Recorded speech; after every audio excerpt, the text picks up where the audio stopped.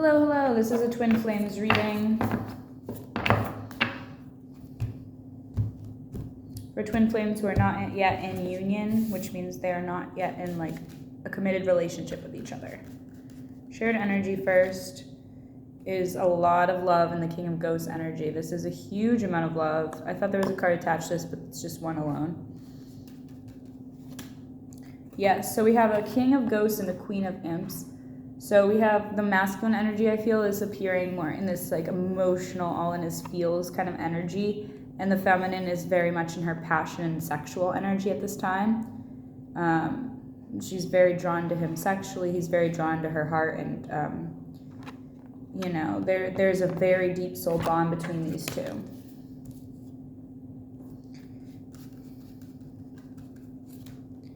They both are also sharing a tower moment right now as they come to the realization that they do have feelings for each other, and this is disrupting their reality a bit. Okay. Masculine here first is going through a major ending at this time. With the watering can, it implies that new growth is ahead after this ending.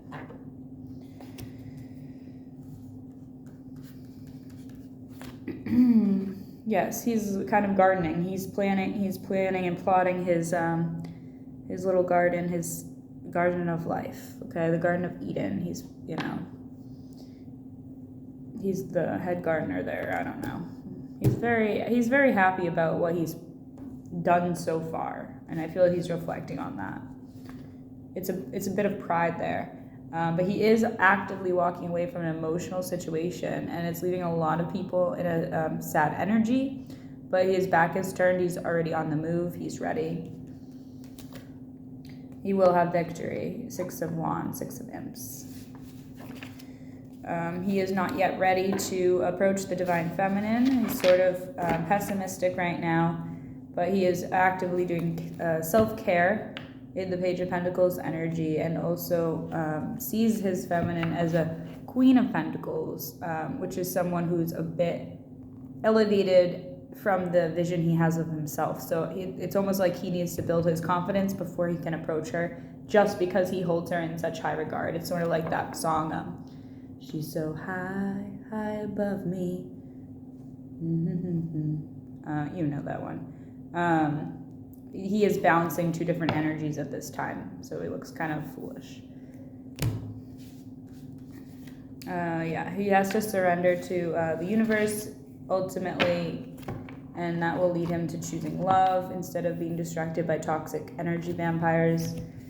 There's some travel or movement ahead, and that is related to a financial blessing coming in as he moves more toward his passions and his role as a divine counterpart of carrying out like God's plan for him, essentially. Okay, I'm going to reshuffle the whole deck and get the feminine's energy, and then I'll get a few of Sarah's tarot, and then I'll be out. I wrote a song today. I love it.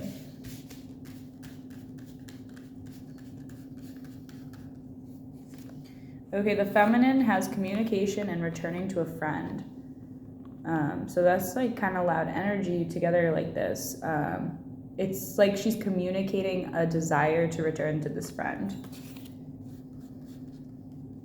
Like, hey, I want to visit you. Hey, I want to speak my truth toward you. I want to bring you this truth of my love. And that is it's a very quick moving energy. It's very intense, and a lot of intensity there.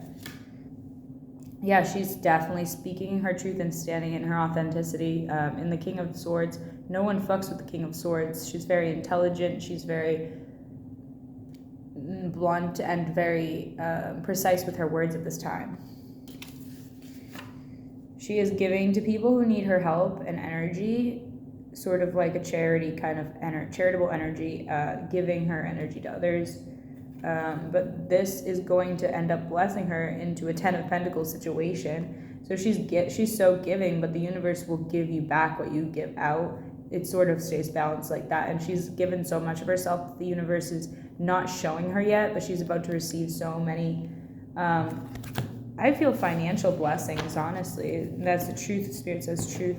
Ace of Swords, Ace of Bats. as she also moves toward her passions in that same energy as the masculine. Kind of tentatively in the page energy, like slowly moving, but these things are coming together for them.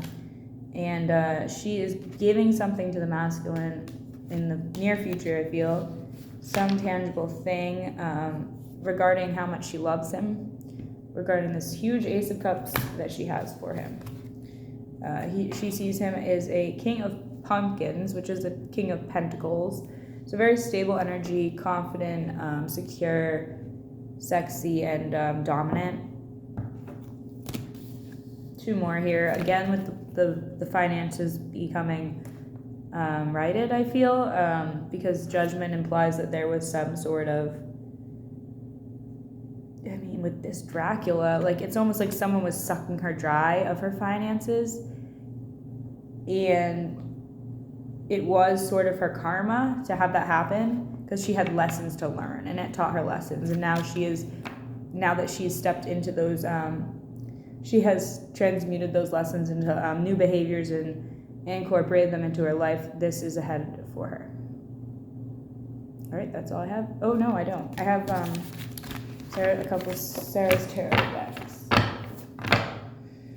They're both planting those seeds right now. Maybe literally if they're fucking. I don't know. There is a lot of new birth happening right now. And soon things will start to die because fall. But, you know, we're still in that, like, summer, spring energy of, like, everything's in bloom. Yeah, the Emperor, wow. He is so in his power right now, it's not even funny. But he's holding back his energy a lot and kind of keeping to himself right now, maybe doing some studying with the book there. And he's also going to bring something forth for her. They both have an offer for each other, something to give each other. And he is actively healing right now. He wants this new beginning, new relationship. But he's overthinking this connection a whole bunch, maybe up at night, maybe not sleeping. Because he realizes how much she loves him and how much he loves her, right? And he wants to get with her in a sexual way, real bad. But he's doing some self-care and reflecting on his past, I feel. Also focused on finances, but that blessing is ahead for him as well. And communication he's going to reach out to her. He will. He's going to tell her. He is going to surrender to this plan and, express his emotions in that King of Cups, which matches the Queen of Cups energy. That's so cool. I'm going to quickly get her end of the story because the Emperor came out first, so I felt like that was his. But really, they are not truly separated.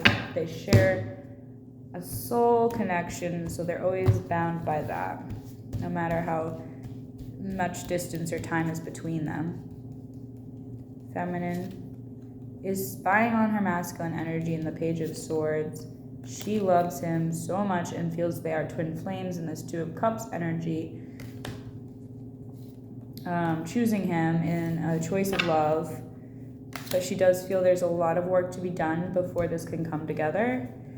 And she's focused on her own independence at this time and releasing fear regarding being on her own, I feel. Just being completely on her own. Just focused on work situations, getting her money together, a lot of focus on this physical realm for her, more than usual even.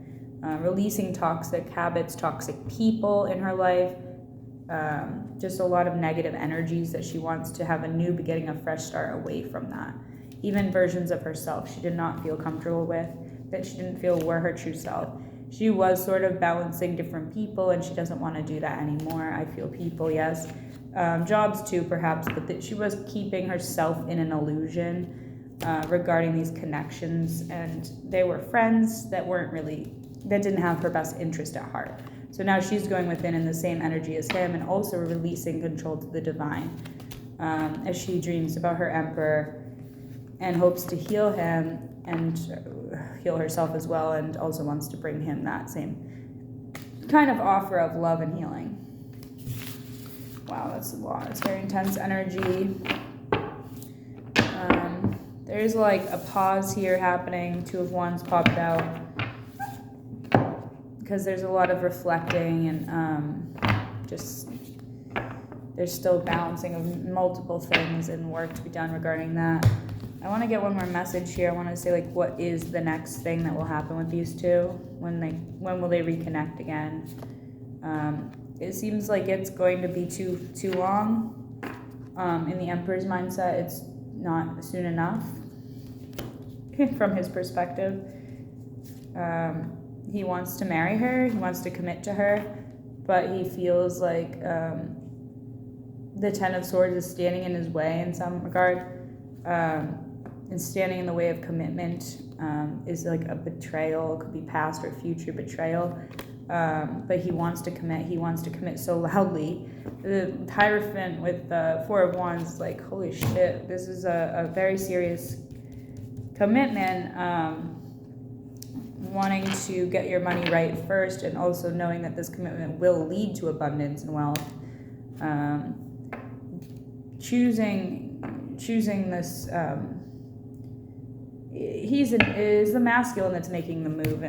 It's the masculine in control right now, actually, of the communication, because he has a third-party situation, which is why the Tower is here.